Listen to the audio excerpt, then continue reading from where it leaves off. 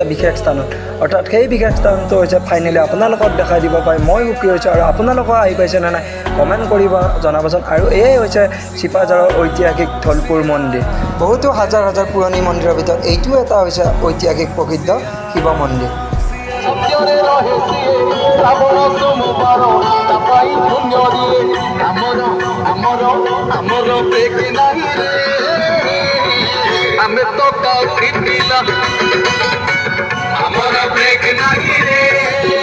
আৰু ফাইনেলি আমি ৰাতিটো ধলপুৰ মন্দিৰতে কটাই আৰু ইয়াৰ মৰ্ণিং টাইমত আপোনালোকৰ লুকটো দেখাই দি চাৰিওফালৰ প্ৰাকৃতিক সৌন্দৰ্যটো দেখাই দি মই মোৰ ছাগলী অন্দাৰি কেইডাল আপোনালোকৰ লুকটো দেখাই এতিয়া যাব ওলাইছোঁ ঘৰলৈ বুলি আৰু ৰ'ব এক মিনিট ৰ'ব এইখন হৈছে এখন ফুটবুটি অৰ্থাৎ এই মন্দিৰলৈ আহিলে ধলপুৰ মন্দিৰলৈ আহিলে অৰ্থাৎ